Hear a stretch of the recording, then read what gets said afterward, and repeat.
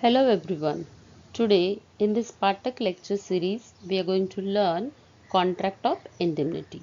So let us start with the contract of indemnity. In the preceding chapters we have discussed the general rules which must be fulfilled while entering into a contract. So under the special contract we are going to study the contract of indemnity. But before that one must know that these contracts are also part of the general law of contract, and therefore they must have all the essentials of a valid contract in addition to the specific requirements of the special contract. So here the contract of indemnity, the meaning of the indemnity means to make good loss or to save from loss. Now we have to understand what is the contract of indemnity. So the definition of contract of indemnity is given under section 124. So definition is like this: a contract by which one party promises to save the other from loss caused to him by the conduct of promisor himself or by the conduct of any other person is called a contract of indemnity. The simple meaning of the word is to indemnify means to save from loss or to make good loss. We'll try to understand this definition through one example. So under this example, A lost his share certificate of RST Company Limited.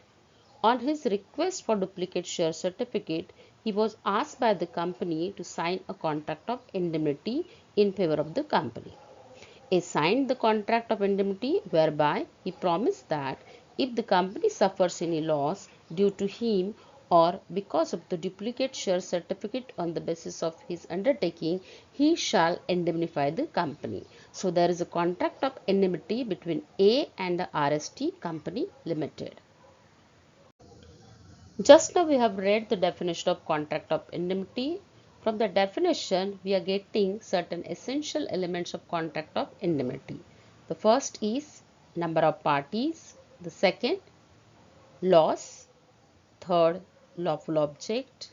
Fourth, contract may be express or implied. Fifth, definition of the indemnity is not exhaustive. And the last is the essential element of a contract. First essential element of a contract of indemnity is number of parties. From the definition itself, we can make out that there are two parties under the contract of indemnity. One is the person who is called as the indemnifier, and the other is the person who is called as the indemnity holder. So the person who promises to make good the loss is called indemnifier, and the person whose loss is to be made good is called as the indemnity holder. The second essential element of indemnity is loss. Because of this essential element, this contract of indemnity is also called as a contingent contract. Contract of indemnity is enforceable only when there is a loss. The loss can be by the conduct of promisor himself or by the conduct of any third person.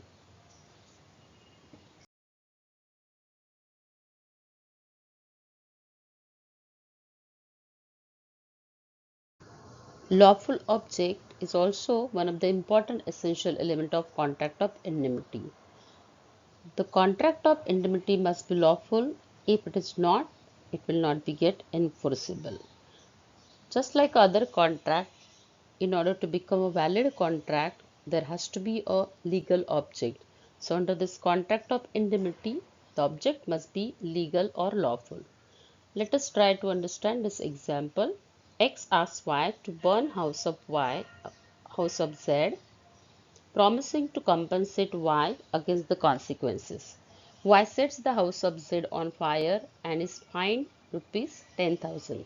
Y cannot recover the amount from X as the object of this contract between X and Y was not lawful.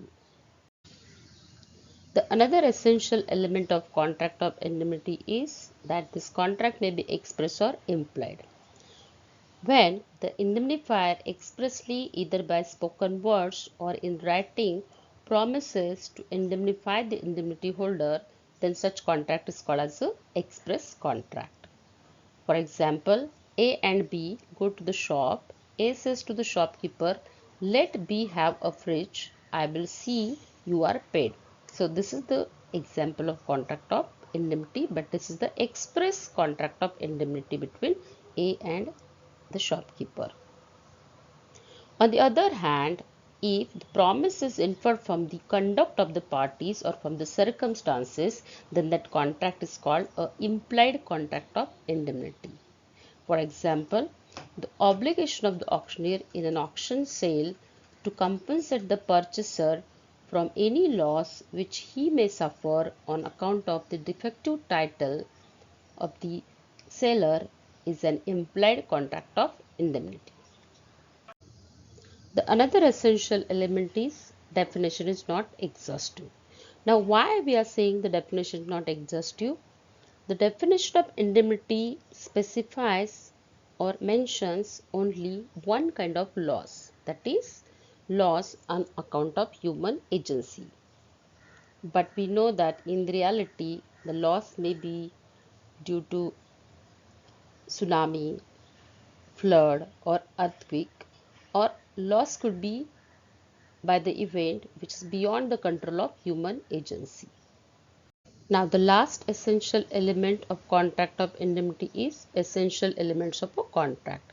When we are saying contract of indemnity is also one of the contract, so all the essential element of a valid contract must be fulfilled in this contract of indemnity also, like consideration, free consent, legal object, legal relation, etc. Now we'll discuss the rights of indemnity holder. The first right is that all the damages which the indemnity holder was compelled to pay.